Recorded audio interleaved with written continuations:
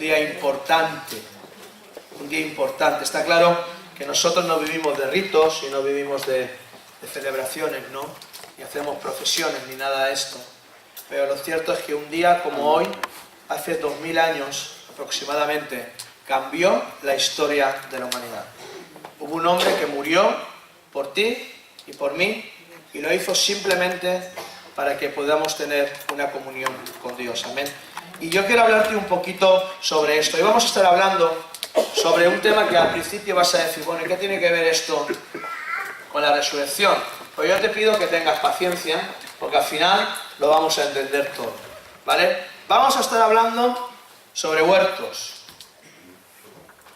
¿Y qué tendrá que ver un huerto con la resurrección? Pues más de lo que te imaginas. En breves instantes lo comprenderás. L'horta. Vamos a estar hablando del Horta, de Valencia.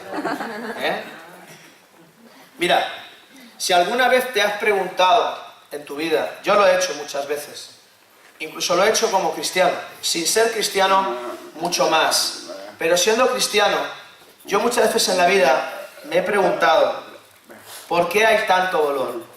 ¿Por qué tanta miseria? ¿Por qué tanta enfermedad? ¿Por qué tanto odio entre las personas? ¿Por qué tantas guerras? ¿Por qué tantos problemas entre las familias?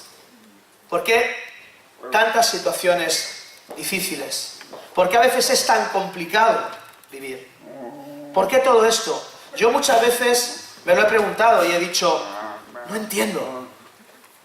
No entiendo muy bien qué está pasando. No entiendo por qué hay tanta maldad en el mundo. Ayer mismo iba para casa, ayer al mediodía, vine a cerrar la iglesia, iba para casa y de repente pasé por ahí bueno, yo voy por un pasajito que hay ahí y hay un banco y al lado del banco abrieron un local, que eso antiguamente, eso iba a ser la iglesia, la estuvimos mirando, pero era un banco y no nos acomodaba, había que meter mucho dinero y Dios nos abrió las puertas para este local. Pero han hecho un restaurante que se llama Taronger y resulta que a lo mejor a los hombres no les ha ido muy bien y ahora pone que se alquila, ¿vale? Pero lo que a mí me impactó es que ellos han puesto imaginaros unas cristaleras grandes, típicas de los bancos, ¿vale? Nuevas, eso llevará montado aproximadamente 4 meses. Y paso así y a contraluz digo, ¡ostras! Han rayado los cristales. Y habían puesto allí, movimiento ocupa, pero todo rayado el cristal. Y yo me lo quedé mirando y dije, ¿pero qué necesidad hay de hacer daño? ¿Por qué el ser humano es así? ¿Qué necesidad hay de coger un cristal que vale un dineral y no al movimiento ocupa? Pues te lo pintas en la cara, tío. O sea, ¿qué necesidad hay de hacer daño? Y de verdad que me fui a casa triste. Pues digo, no lo entiendo. ¿Qué ganas destrozando el cristal? ¿Ganas algo? Y me fui a casa triste, ¿no? De decir, jolín, ¿cómo es el ser humano? ¿Cómo somos las personas? Pero ¿sabes qué? Todo esto tiene un origen. En Génesis 3 se nos narra una historia. Yo lo voy a leer en otra versión. Si me queréis, lo vamos a poner ahí para que sepáis qué es lo que estoy diciendo, está en la Biblia. Pero yo voy a leer en otra versión que últimamente estoy trabajando y estoy comparando y me está ayudando bastante, es la Nueva Traducción Viviente, ¿vale? Y vamos a leer esto brevemente. Dice, la serpiente era el más astuto de todos los animales salvajes que el Señor Dios había hecho. Cierto día le preguntó a la mujer, escucha bien esta pregunta, porque luego vamos a hablar de esto. ¿De veras Dios les dijo que no deben de comer del fruto de ninguno de los árboles del huerto? Claro que podemos comer del fruto de los árboles del huerto, contestó la mujer. Es solo el árbol que está en medio del huerto del que no se nos permite comer. Dios dijo, no deben comerlo ni siquiera tocarlo, si lo hacen morirán. No morirán, respondió la serpiente a la mujer. Dios sabe que en cuanto coman del fruto se les abrirán los ojos y serán como Dios, con el conocimiento del bien y del mal. La mujer quedó convencida. Vio que el árbol era hermoso y su fruto parecía delicioso y quiso la sabiduría que le daría. Así que tomó del fruto y lo comió. Después le dio un poco a su esposo que estaba con ella y él también comió. En ese momento se les abrieron los ojos y pronto sintieron vergüenza por su desnudez. Entonces cosieron las hojas de higuera para cubrirse. Cuando soplaba la brisa fresca de la tarde, el hombre y su esposa oyeron al Señor Dios caminando por el huerto. Así que se escondieron del Señor Dios entre los árboles. Entonces el Señor Dios llamó al hombre: ¿dónde estás? Él contestó: te oí caminando por el huerto, así que me escondí, porque tuve miedo porque estaba desnudo. ¿Y quién te dijo que estabas desnudo?, le preguntó el Señor Dios.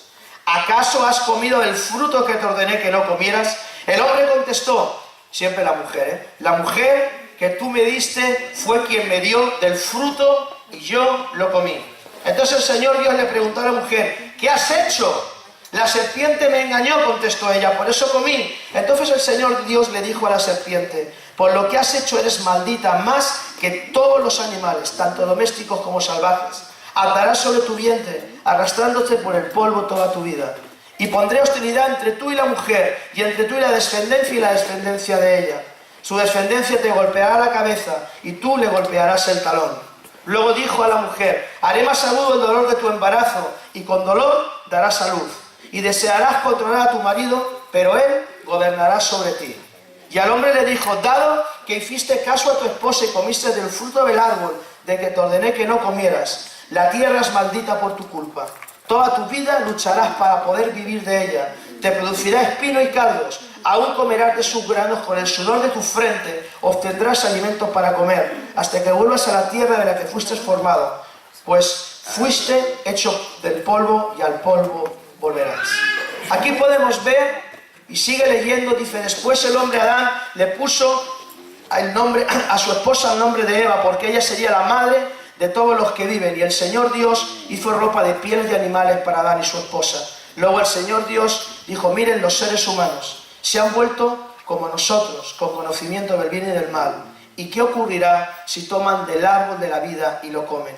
Entonces vivirán para siempre. Así que el Señor Dios los expulsó del jardín del Edén y envió a Adán a cultivar la tierra de la cual había sido formado. Después de expulsarlos, el Señor Dios puso querubines poderosos al oriente del jardín del Edén y colocó una espada de fuego ardiente que destellaba al moverse de un lado a otro a fin de cuestionar el camino hacia el árbol de la vida.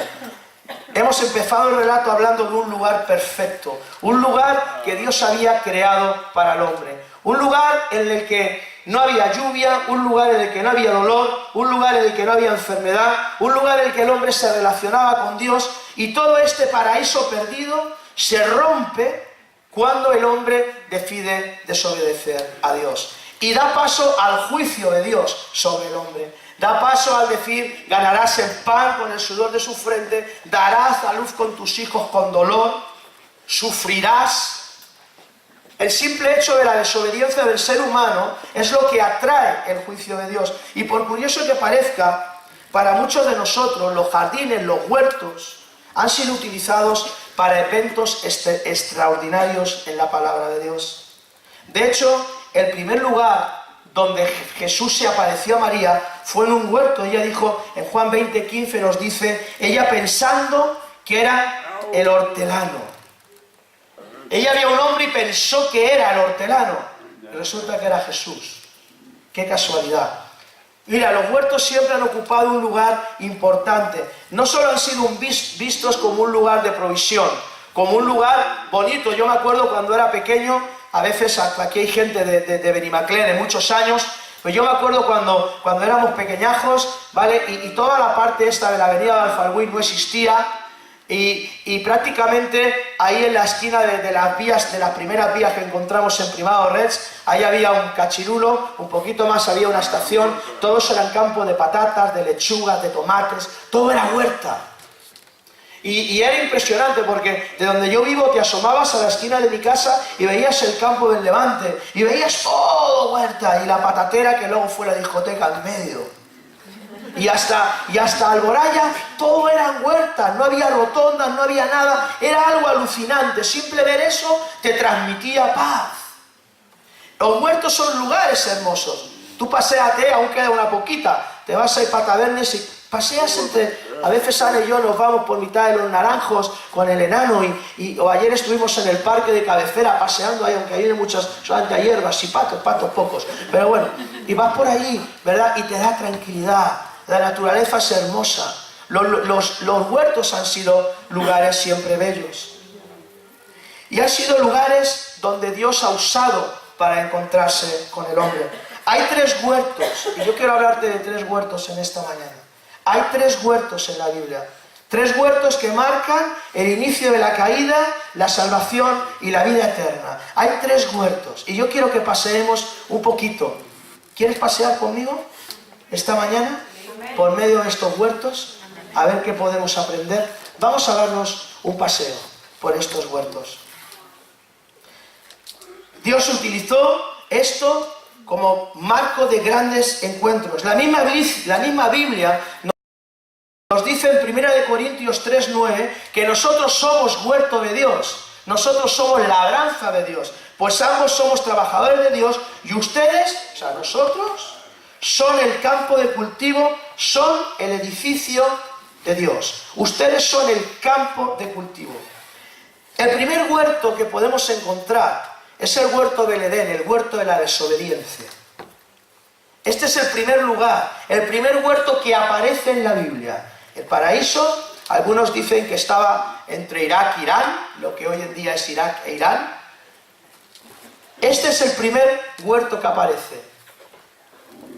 Ya hemos leído la trágica historia en Génesis 3. Los primeros capítulos nos muestran que ese huerto era hermoso, era agradable, no llovía sobre la tierra, se levantaba un vapor del suelo, había un olor maravilloso, no había dolor, no había enfermedad. Dios se reunía con ellos, dice que al atardecer bajaba y se daba... ¿Te puedes imaginar un lugar así? ¿Tú te imaginas? Yo esto me lo imagino, ¿eh? Allí a la fresquita, entre rosales, orquídeas, todo lo que el hombre ha extinguido, allí existía, ¿vale? Especies que ni hemos conocido, y tú paseando. Y cuando llegaba la visita de las 8 de la tarde, que los abuelitos en Benimaclet sacan las sillas a la puerta, entonces bajaba Dios y te decía: Juanjo, ¿dónde estás? Aquí, Señor, ven, vamos a darnos un paseo. ¡Wow! Esto habla de intimidad. Esto tenía que ser tremendo. Era un lugar idílico. Muchos dicen que sí, pero ¿sabes qué?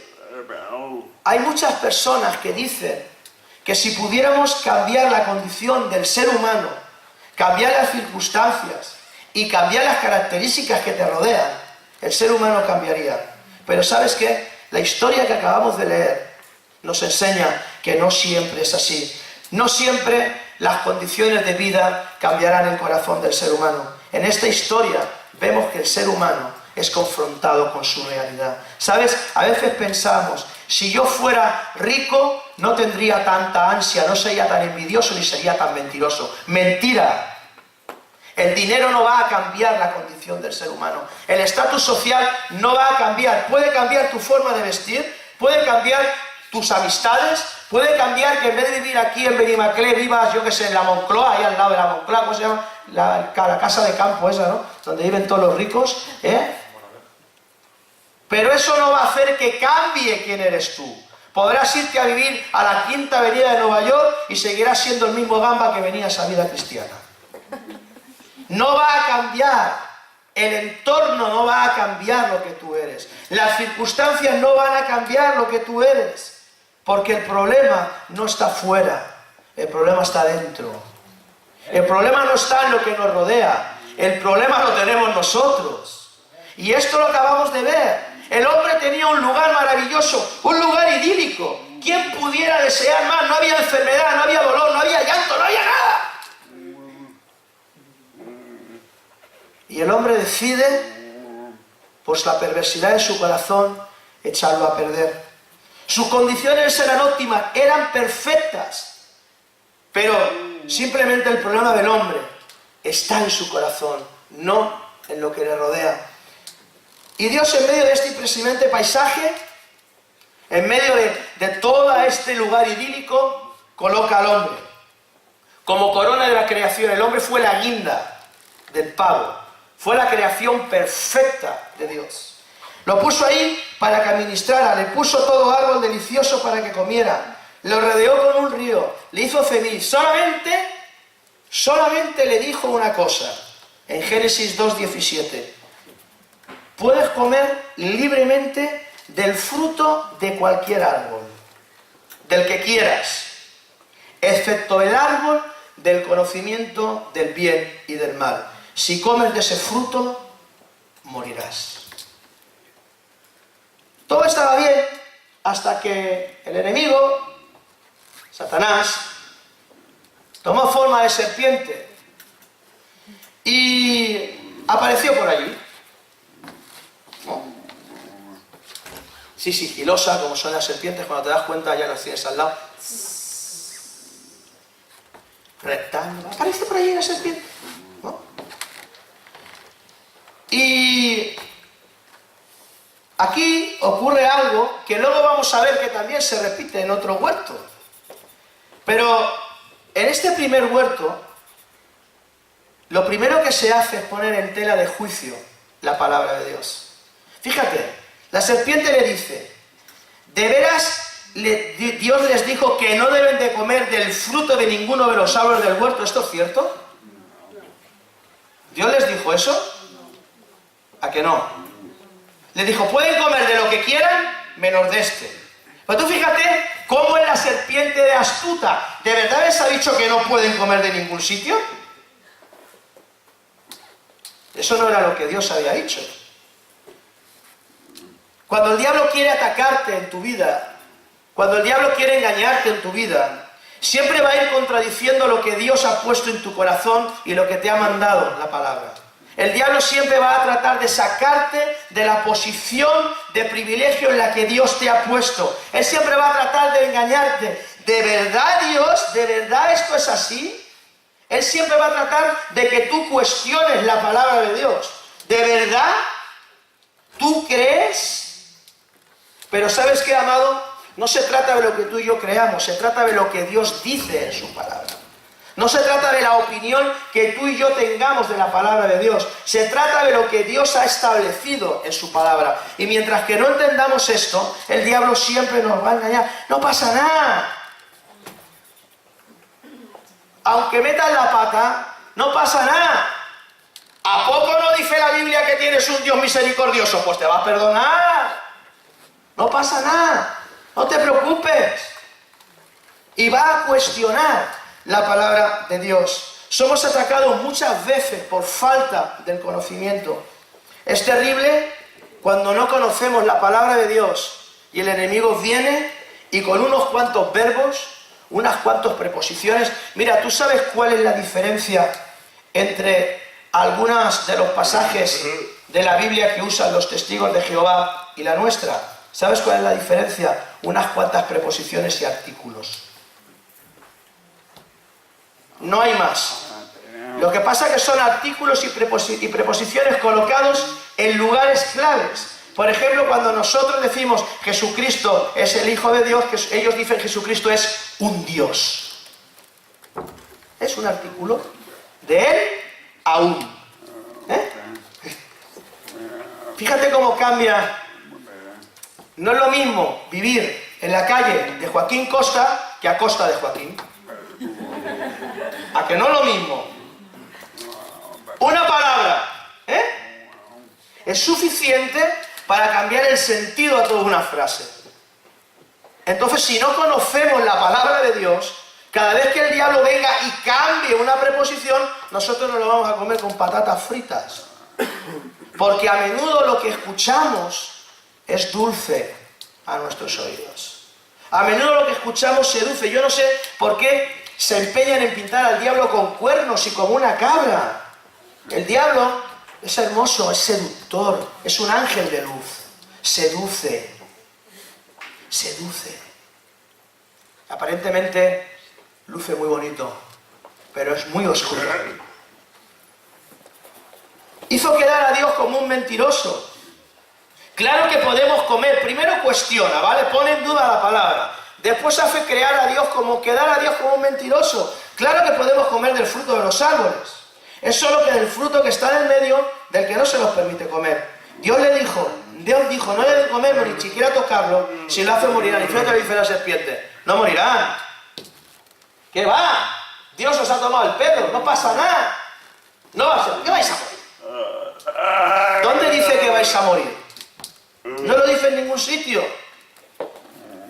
acusa a Dios de mentiroso, cuando el único padre de mentira es Satanás.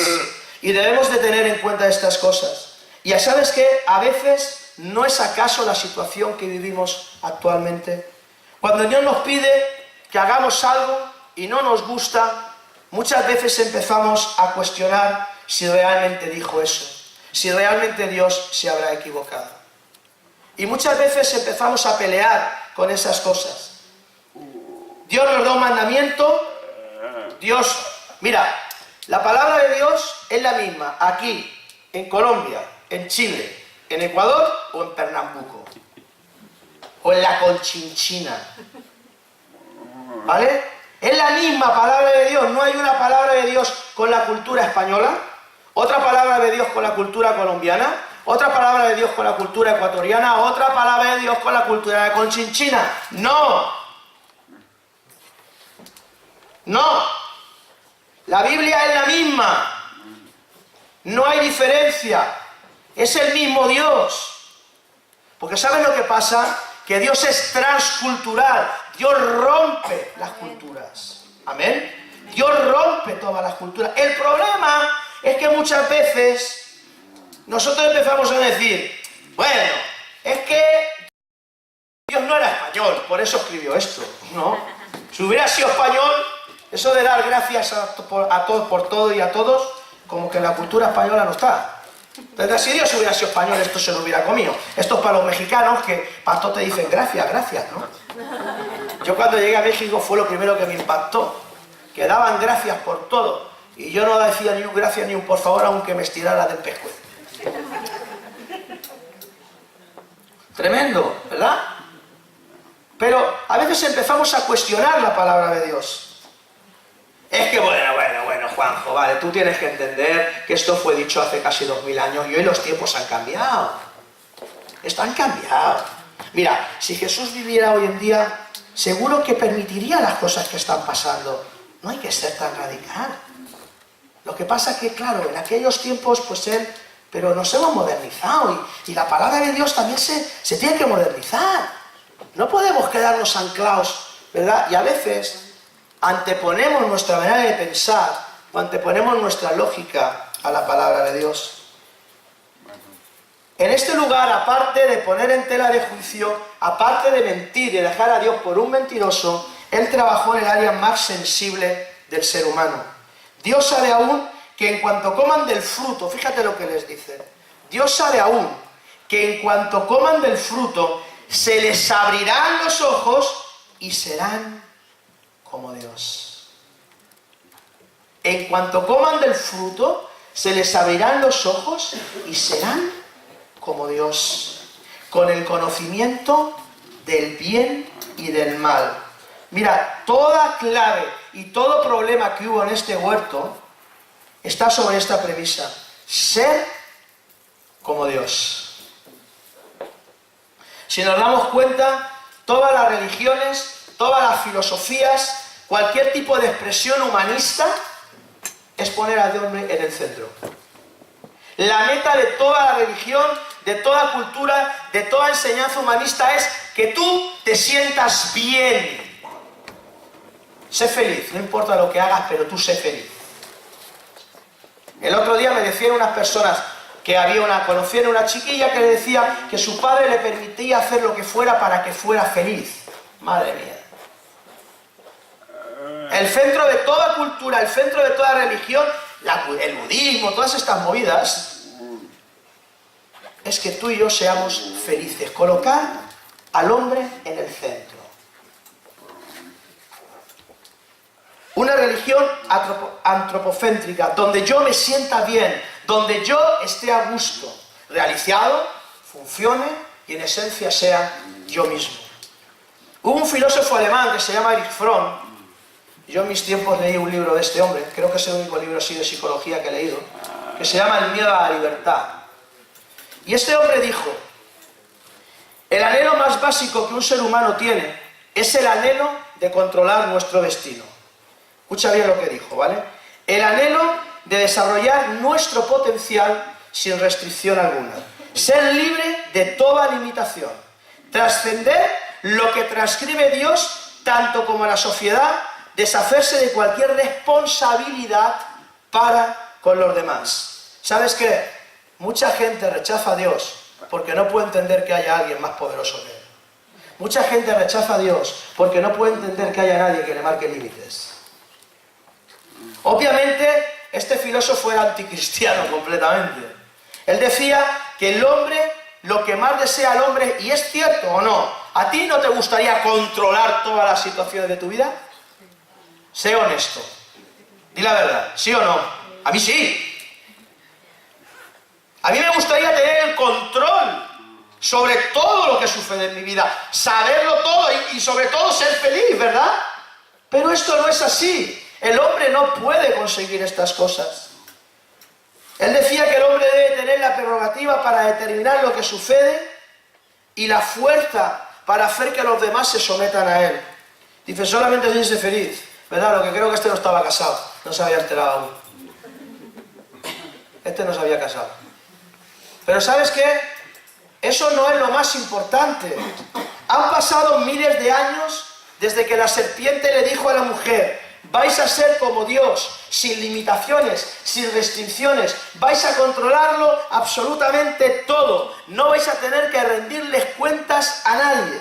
Y el hombre sigue hoy funcionando bajo esa mentira. Al ser humano no le gusta rendir cuentas a nadie, al ser humano no le gusta someterse a nadie, al ser humano no le gusta dar explicaciones a nadie. El ser humano funciona yo, después yo, si sobra algo también para mí. El ser humano es así, por esencia, por naturaleza. Cualquier idea o filosofía o religión que te conduzca a este lugar va paralela a lo que sucedió en el Edén.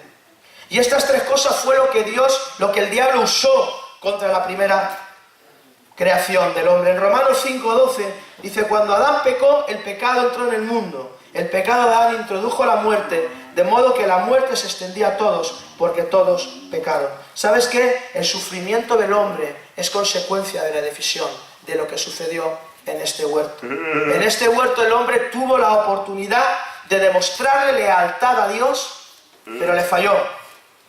Por eso se llama el huerto de la desobediencia. ¿Cómo anda tu vida? ¿Sabes que la obediencia a Dios se caracteriza por los pequeños detalles? ¿Cómo andas de obediencia? ¿Te sometes a Dios? ¿Te sometes a las autoridades? ¿O vas por libre? ¿Cómo anda tu vida en este área? Porque, ¿sabes qué? No solamente se trata de que conozcas la palabra de Dios, se trata de que la conozcas y la pongas por obra. Se trata de que obedezcamos la palabra de Dios. Y cuando Dios te muestre algo, hazlo. Y cuando Dios te hable, escúchalo. Y si no, pídele que te lo muestre. Pero debemos aprender a obedecer. Y el asunto sigue siendo el mismo. El hombre sigue poniendo condiciones para acercarse a Dios. Yo conozco personas que piensan que tienen la verdad absoluta sobre la palabra de Dios. Piensan que Dios solamente les habla a ellos. Y eso es un error. No te creas. ¿Sabes qué? El principio de la caída es la altivez de espíritu. Aprende a ser humilde. Aprende a ser humilde. Hay personas que, es que Dios me lo ha dicho a mí. Bueno, ¿y porque te lo haya dicho a ti tenemos que obedecer todos o qué? Tenemos que tener cuidado. No nos pongamos por encima. Dios habla. Y Dios habla a todo el mundo que le quiera escuchar. La cuestión es que debemos de tener el corazón humilde para escucharle a Dios. Para dejar que Dios nos hable. Para dejar que Dios nos ministre. Nadie estamos por encima de nadie. Y cuando nosotros empezamos a creer, es que Dios, escucha, aprende, crece. Porque ese es el terreno donde el enemigo guarda. Yo conozco cristianos que no reciben nada de ningún pastor, que no reciben nada de ningún predicador. Ellos solamente reciben lo que Dios les habla. Perdóname, con todo el respeto, si eres una persona de estas estás equivocado. Dios no solamente te habla a ti, Dios habla, lo dice su palabra, a través de los pastores, a través de la música, a través de las predicaciones, a través de la profecía, a través del evangelismo. Dios habla. Pero tenemos que aprender a escuchar la voz de Dios. No tenemos la exclusiva. Yo un día pensé que tenía la exclusiva de Dios y que solamente Dios me hablaba a mí. Luego me di cuenta que, madre mía, ¿no? Menos mal que solo no me hablaba a mí, porque te aseguro que no estaría aquí. Tenemos que entender, tenemos que aprender a ser sensibles, porque si no somos sensibles a la voz de Dios, entonces vendrá el enemigo y nos engañará. ¿Y sabes qué? Este lugar, este huerto de desobediencia, este huerto de fracaso, conduce al segundo huerto, o da lugar al segundo huerto, el huerto del dolor, Getsemaní. ¿Cuántos habéis escuchado de este nombre? ¿Cuántos sabéis lo que pasó en Getsemaní? Esto fue tremendo. Este es el huerto de la salvación. Aquí empieza a fraguarse lo que vendría en el tercer huerto. Creo que tenemos que entrar al huerto de Getsemaní con la bastante reverencia y humildad. Mira, yo no me atrevo y nunca me atreveré a ser un predicador que trate de saber cada detalle que pasó por la mente de Jesús. Solo cuando esté con Él sabré su sufrimiento, sabré las situaciones, los pensamientos que Él tuvo. Pero lo que dicen los evangelistas, lo que la palabra está escrita, nos da una idea de lo que pudo suceder. Mateo 26, 36 al 38 dice: entonces Jesús fue con ellos al huerto de los olivos llamado Getsemaní y dijo: siéntense aquí mientras voy a orar.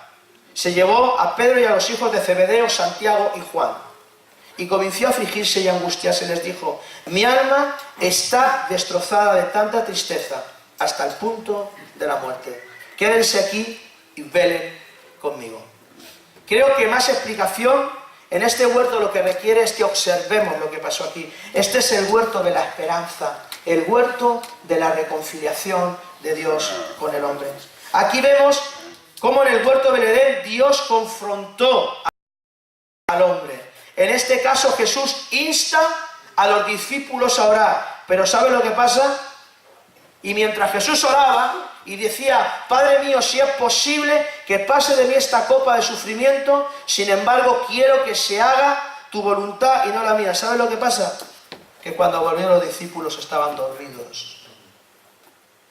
Les había dicho: ayúdenme a orar, que yo me voy a adelantar un poquito. Y cuando vuelve, los discípulos estaban dormidos. Y le dijo a Pedro: ni tan siquiera no pudieron velar conmigo ni siquiera una hora. Velen y oren para que no cedan ante la tentación, porque el espíritu está dispuesto pero el cuerpo es débil. ¿Quieres no ceder ante la tentación? Empieza a desarrollar una vida de oración. Empieza a desarrollar una vida de comunión con Dios. Y cuando venga el enemigo, estará lo suficientemente fuerte como para resistirlo. En este segundo huerto el hombre vuelve a fallarle a Dios. Se queda dormido. Se queda dormido. Ayúdenme a orar. Y aquellos van y se duermen. En este huerto Jesús estaba luchando la batalla más grande. Esta batalla fue más grande que la tentación en el desierto. Porque la tentación en el desierto, Jesús luchó con Satanás. ¿Sabes qué? Aquí Jesús estaba luchando consigo mismo. Pase de mí esta copa.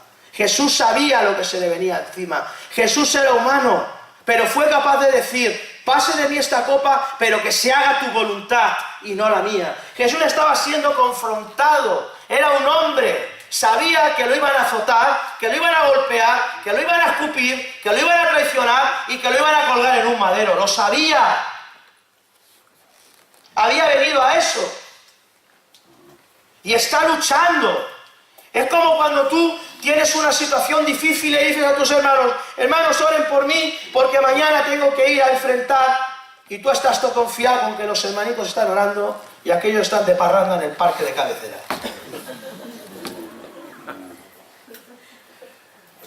Y tú confiado que la iglesia está orando por ti y resulta que por ti no ora nadie.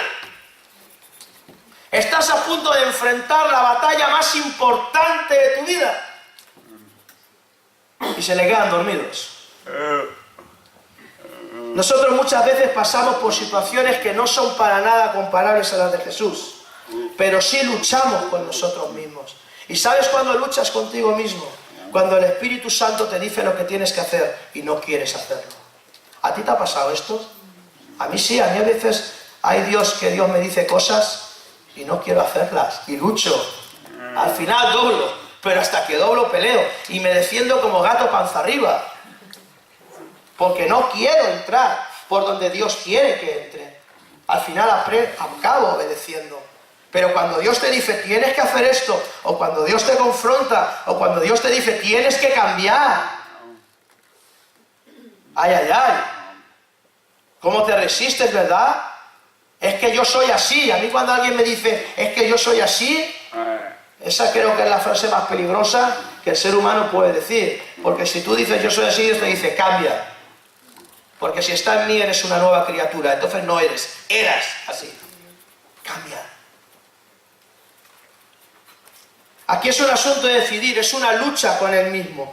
Pero la batalla de Jesús es algo que no podemos comprender. Dice Jesús que entonces los dejó por segunda vez y oró diciendo, Padre mío, si es posible que pase esta copa, a menos que yo la beba, entonces hágase tu voluntad. En el huerto de Edén todo dependía de la obediencia y falló. Las consecuencias las estamos viviendo. En Getsemaní también estaba en juego la obediencia y eso Jesús lo sabía. Pero ¿sabes lo que pasa?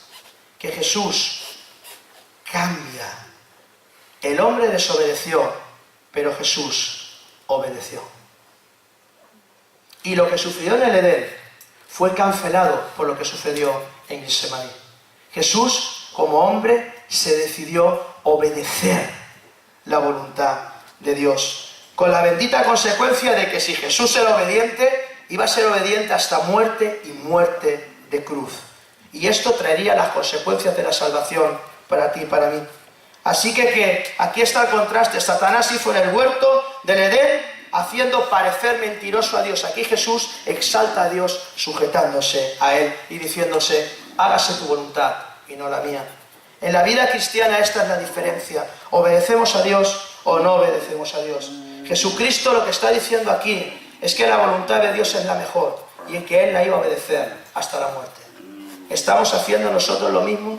El hombre, una vez más, no se da cuenta, no entiende que está en juego la salvación eterna. Y cuando regresó, los vuelve a encontrar dormidos. Estos eran tremendos, ¿no? Se ve que les había pillado el cambio de hora o algo. Eran tremendos, se les duermen por 2 veces. Estos, tremendos.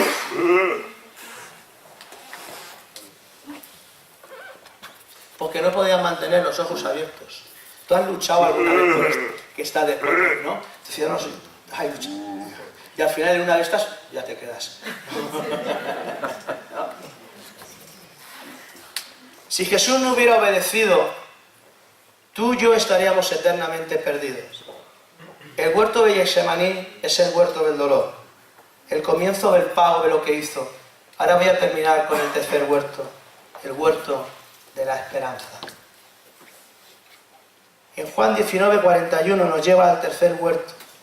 Dice, el lugar de la crucifixión estaba cerca de un huerto donde había una tumba nueva, que nunca antes se había usado. Y como el día de preparación para la Pascua judía y la tumba estaba cerca, pusieron a Jesús allí. En el Edén, el hombre le da la espalda a Dios. En ese tercer huerto, Dios sale al encuentro del hombre una vez más. Muchos pensamos que a lo largo de nuestra vida buscábamos a Dios. Y esto es algo que Dios me reveló personalmente. Yo por siempre pensaba que yo me había encontrado con Dios, pero hace tiempo que empecé a entender que era Dios el que se había encontrado conmigo. Porque el que está buscando es Dios, no somos nosotros. Y aunque seas, a veces la Biblia enseña que el hombre, que Dios, sale al encuentro del hombre. En el Edén, Dios le dice, ¿dónde estás? ¿Quién está buscando? Dios, ¿no? ¿Dónde estás? En Getsemaní, Jesús se acerca y les dice, ¿no habéis podido velar ni una hora? En este tercer huerto, cuando el hombre estaba roto, cuando todas sus expectativas habían desaparecido, Dios vuelve a salir al encuentro una y otra vez. Tenemos a un Dios enamorado de su creación. Por eso la celebración de la resurrección. Por eso Jesús resucitó. Porque una vez más, Él decidió acercarse al ser humano. ¿Tú te has preguntado alguna vez por qué la piedra del sepulcro fue quitada? ¿Lo has pensado alguna vez? ¿Tú crees que Jesús necesitaba que le quitaran la piedra para salir? ¿Crees que se la quitaran? Mira, la piedra fue movida para que la humanidad entera viera, aleluya, que esa tumba está vacía, porque Jesús resucitó, iglesia. No hay nadie en la tumba. Y la humanidad, hay gente que visita Jerusalén y van al sepulcro y ven esa tumba vacía. No, nadie movió la piedra fue movida para testimonio. Mira, Mahoma tiene su tumba, Confucio, que está un poco confundido también. Muchos van a visitar las barbas de Mahoma todavía, pero la única tumba que está vacía es la de tu Señor, y mi Señor no está. Porque Jesús resucitó. Y tenemos que entenderlo. La tumba vacía da testimonio, y es como la mayor aseveración posible de que Jesucristo resucitó. Hay doctrinas sobre esto, hay gente que dice que no, que es que la gente que estaba allí tenía tantas ganas de ver a Jesús que sufrió una alucinación. Pero qué raro que todos alucinaran de la misma manera, ¿no? Porque yo puedo tener una alucinación, pero que todos tengamos la misma, un poquito complicado, ¿no? Porque Jesús no solamente se apareció a 3 o 4, se apareció a cerca de 700 personas antes de la ascensión, cuidado, ¿eh? ¿Y los 700 fliparon igual? ¡Wow! Hay otros que dicen que Jesús nunca murió, sino que Él estaba desvanecido, y cuando lo metieron en la tumba, ¿vale? Pues todas las mortajas que le pusieron, todas esas especies, le dieron una fuerza sobrenatural y se levantó a oscuras y movió una piedra de casi 2 toneladas él solo, y encima los guardias que estaban durmiendo no se despertaron. ¡Guau! Creo que hace falta tener más fe para creer esto que Jesús resucitó. Lo digo de verdad. Pero ahora hay una tercera. Hay una tercera. Estos dicen que fueron los discípulos y robaron el cuerpo. Pero si los discípulos estaban que no les llegaba el alma al cuerpo, estaban escondidos. ¿Tú te crees que la gente que se escondió cuando murió el maestro de repente cobró una fuerza sobrenatural y brutal y se unieron y trencaron palancas y no sé qué y fueron todos a una a la tumba y movieron la piedra? A todo esto los soldados sobados y nadie se despierta y roban a Jesús y se lo llevan. Pero si estaban escondidos. Hace falta tener más fe para creerse esto que para creer que Jesús resucitó. Por eso podemos decir que Cristo vive. Una y otra vez tenemos a un Dios completamente enamorado de su creación. Lo que no sabían es que Jesús les daría la victoria sobre Edén en este tercer huerto. Se convertiría en el huerto de la victoria. No hubo poder, hemos cantado, el enemigo ya fue vencido. No hubo poder, ni la misma muerte pudo retener a nuestro Señor. Ni la misma muerte pudo encadenar a nuestro Señor. Cuando Jesús apareció a sus discípulos, estaban, fíjate, los que habían robado el cuerpo, estos valientes, cuando vieron a Jesús se quedaron perplejos. ¿Sabéis lo que yo creo? Que ni estos mismos se creían que Jesús iba a resucitar. Te lo digo de verdad, ¿eh? O no entendieron la resurrección. Las únicas veces que por si acaso fueron las 3 mujeres que fueron. Pero estos estaban escondidos. Tenían miedo. Yo creo que estos no entendieron o no creyeron que Jesús iba a resucitar. Pero fíjate, en 1 Corintios 15, 55 al 56 dice: la muerte es devorada en victoria. Oh muerte, ¿dónde está tu victoria? Oh muerte, ¿dónde está tu aguijón? Pues el pecado es el aguijón que termina en muerte y la ley le da al pecado su poder. Pero gracias a Dios que Él nos da la victoria sobre el pecado y la muerte por medio de nuestro Señor Jesucristo. Gracias a Dios, esta victoria es la labranza de Jesús en nuestras vidas. La victoria se completó en el huerto de la resurrección. Fíjate, en 1 Corintios 3, 7 al 9, en la Reina Valera dice: así que ni el que planta es salvo, ni el que riega, sino Dios que da el crecimiento. Y el que planta y el que riega son una misma cosa, aunque cada uno recibirá su recompensa conforme a su labor. Porque nosotros somos colaboradores de Dios, y vosotros sois labranza y edificio de Dios. Mira, aunque el hombre ha tenido muchos encuentros con Dios en los huertos, el huerto del fracaso, el huerto del dolor, el huerto de la desobediencia, Dios se vuelve a acercar al hombre para decirle que el problema que el hombre tenía ha sido resuelto. El problema del corazón humano, el problema que lo separaba de Él, ha sido resuelto. En Lucas 24, del 4 al 7, estamos terminando, dice: mientras estaban allí, perpleja, de pronto aparecieron dos hombres con vestiduras resplandecientes. Las mujeres quedaron aterradas y se inclinaron rostro en tierra.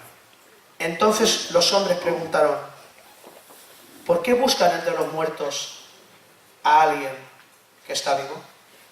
¿Por qué buscan entre los muertos a alguien que está vivo? Él no está aquí, ha resucitado. Recuerden lo que les dijo en Galilea, que el Hijo del Hombre debía ser traicionado y entregado en manos de hombres pecadores y ser crucificado, y que resucitaría al tercer día.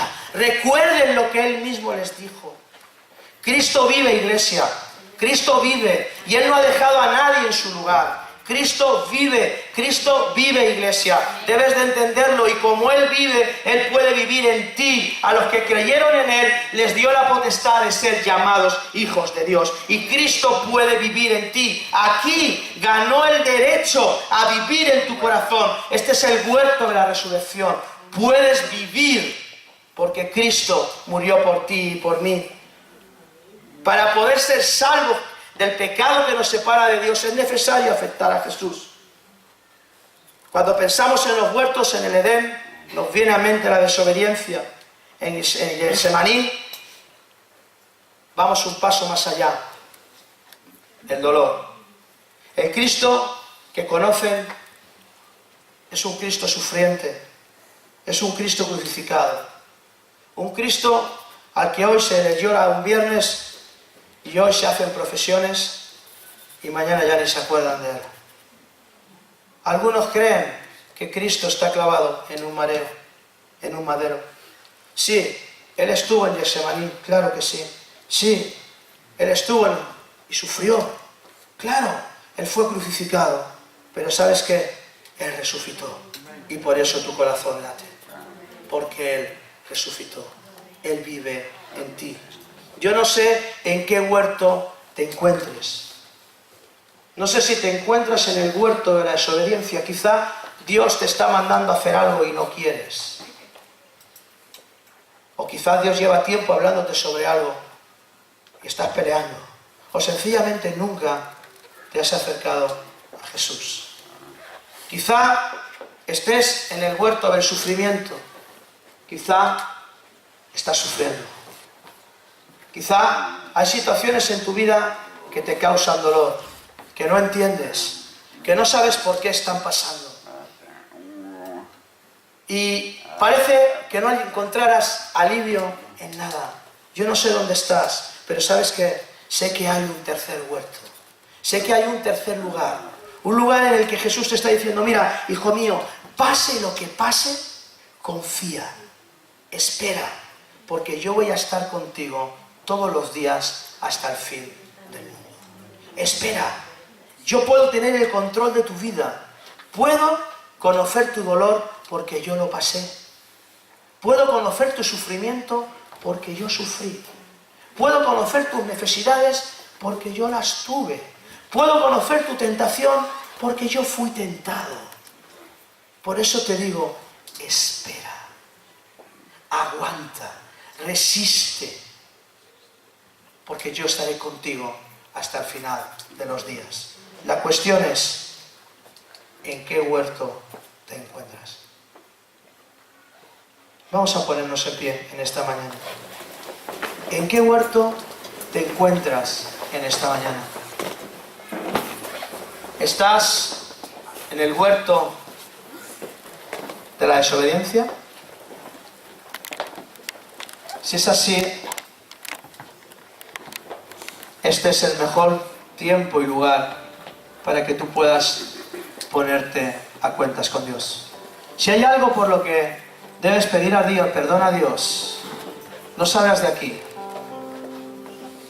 sin hacerlo. Quizá esa desobediencia te esté llevando a sufrir y estés con un pie en cada huerto. O quizás simplemente la vida te ha tratado mal. y creíste en un Dios y sabes que hay un Dios que hizo obras en ti, pero ahora no lo ves por ningún lado.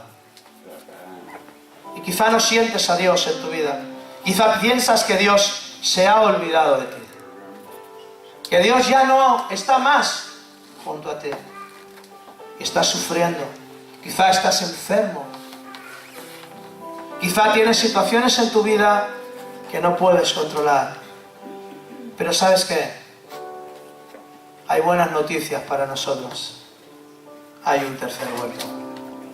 El huerto de la victoria. El huerto donde el Hijo de Dios nació, vivió, se hizo hombre, murió y resucitó para, como hemos cantado hace un rato, en Jesús está nuestra victoria. En este tercer huerto, Él venció a la muerte. Él anuló el acta de pecados que había contra ti y contra mí. A veces pienso que si el enemigo supiera lo que se le venía encima con la muerte de Jesús en la cruz, nunca lo hubiera matado. Nunca lo hubiera crucificado. Pensando que estaba ganando la mayor batalla, estaba cosechando la mayor derrota. Estaba cosechando su final. Pensaba que iba a ganar, que se iba a matar a Jesús y que ya... Lo que él no contaba es lo que sucedió en este tercer lugar. Lo que él no contaba es que Jesús venció a la misma muerte y lo hizo por amor. Señor, gracias. Gracias por tu palabra. Padre, yo oro, Señor, porque en esta mañana tú conoces el corazón de cada una de las personas que estamos aquí. Quizá haya gente o personas que necesitan reconciliarse contigo. Quizá ha habido situaciones en su vida, quizá ha habido problemas en su vida que les han hecho alejarse de ti. Padre, yo oro, Señor, porque tu Espíritu Santo venga y anide en nuestros corazones. Que podamos sentir tu presencia como nunca antes. La presencia del Dios vivo. La presencia del Dios transformador. Quizá haya personas que están o estamos sufriendo. Quizá haya situaciones difíciles en nuestros corazones. Padre, sé tú ese bálsamo. Toca nuestras vidas y que tu gloria cubra este lugar. Que entendamos, Señor, que hay un propósito para el sufrimiento, pero que podemos vivir confiados porque tú venciste a la muerte. Tú venciste al pecado. Tú mismo declaraste en tu palabra: en el mundo tendréis aflicción, pero confiad, porque yo he vencido al mundo. Y en mí tenéis la victoria. Gracias, Padre, por tu presencia. Sigue trabajando en nuestras vidas. Me gustaría acabar esta reunión alabando al Señor. No sé en qué huerto estés, pero alaba al Señor con todo tu corazón y declara que en Él está la victoria. Amén. El enemigo ya fue vencido. La muerte no lo pudo detener. Aleluya. Vamos a cantarle a Dios. Amén.